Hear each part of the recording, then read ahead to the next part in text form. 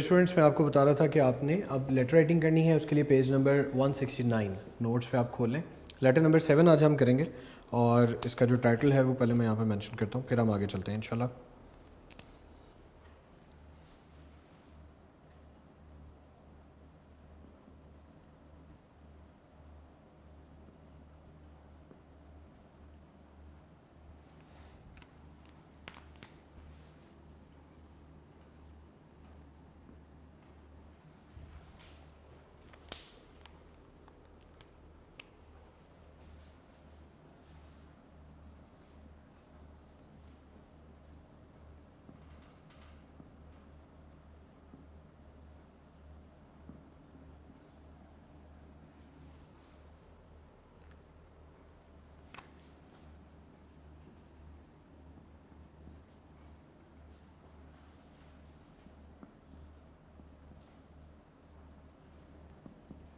तो स्टूडेंट्स हमारे पास जो लेटर है आज, letter number 7, write a letter to your friend congratulating him her on his her birthday.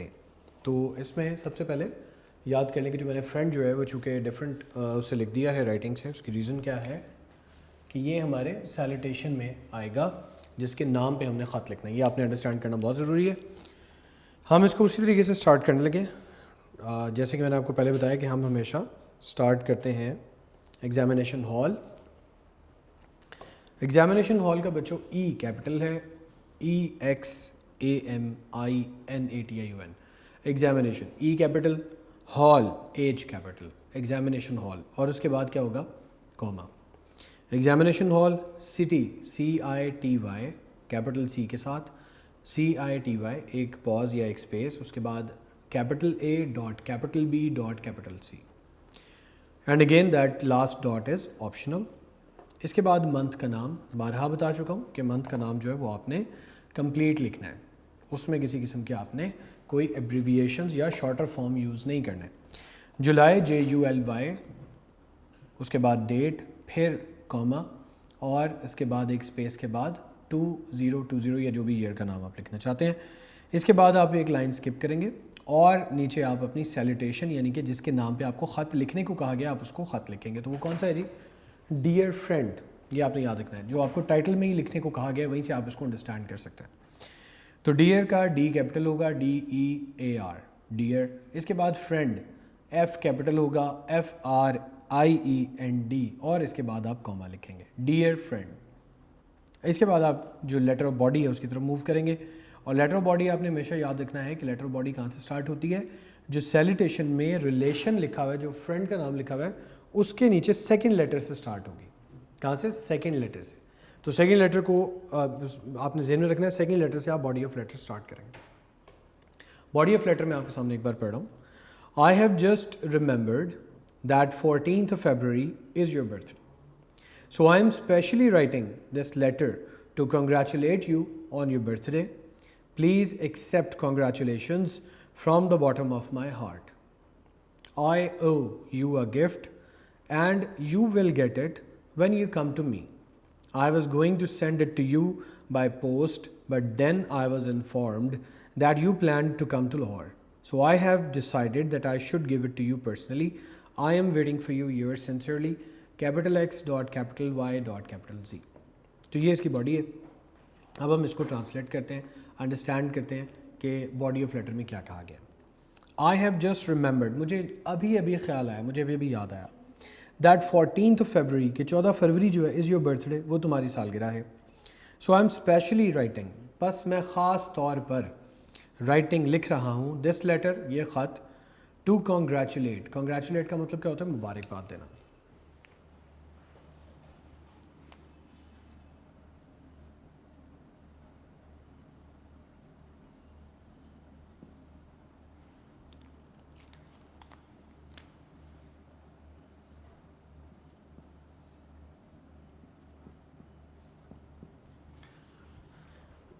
कहते हैं कि मैं ख़ास तौर पे ये ख़त आपको लिख रहा हूँ टू कॉन्ग्रेचुलेट यू, आपको मुबारकबाद देने के लिए, ऑन योर बर्थडे, आपकी सालगिरह पर। आपकी सालगिरह पर ख़ास तौर पे आपको मुबारकबाद देने के लिए मैं ये ख़त लिख रहा हूँ। प्लीज़ एक्सेप्ट, बराए मेहरबानी कबूल करें, कंग्रेचुलेशंस, मेरी मुबारकबाद, from the bottom of my heart, जो कि मैं अपने दिल की गहराइयों से आप तक पहुँचा रहा हूँ। तो मेरे दिल की गहराइयों से आने वाली मुबारकबाद को बराए मेहरबानी आप कबूल करें। आई ओ यू अ गिफ्ट। ओ, आई ओ, ये ओ जो है OWE है।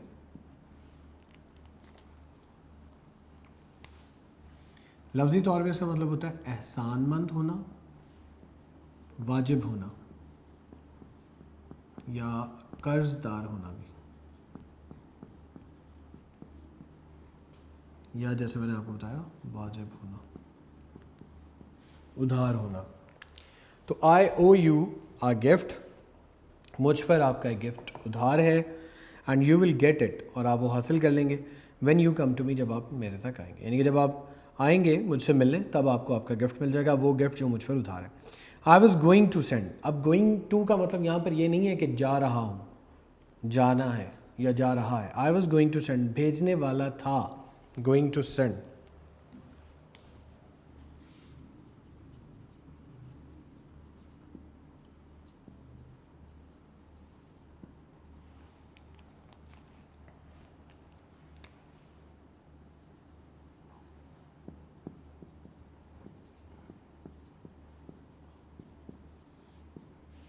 भेजने वाला ही था या भेजने वाला था। I was going to send it to you, मैं ये आपको भेजने वाला था। बाय पोस्ट, बाय पोस्ट का मतलब होता है डाक से, डाक के ज़रिए से, जो पोस्ट ऑफिस होता है।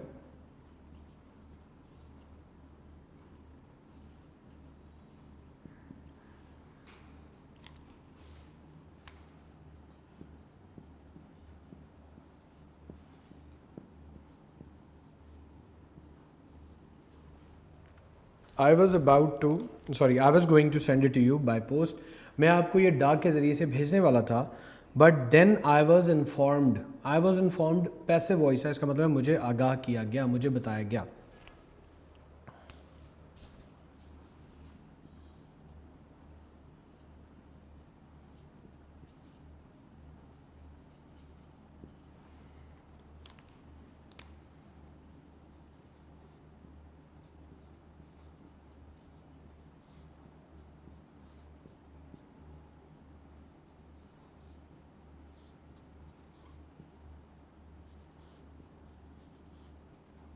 आई वॉज इन्फॉर्म्ड, मुझे आगाह किया गया, मुझे बाखबर किया गया, पैसे वॉइस।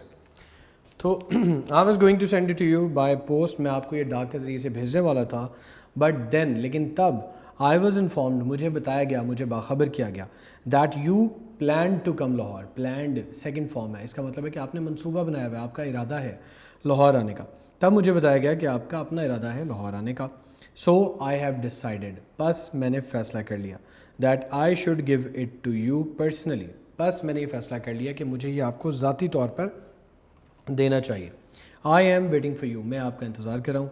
योर्स सिंसियरली उसी तरह से है, योर्स YOURS कैपिटल होगा, और R और S के दरमियान में कॉमा नहीं होगा। इसको आपने याद करना है, मैं एक बार आपको ये मेंशन भी कर देता हूँ ताकि आपको याद रहे। कैपिटल है, Y कैपिटल है, OURS, Y capital OURS। Affectionately let's say हमने लिखना है।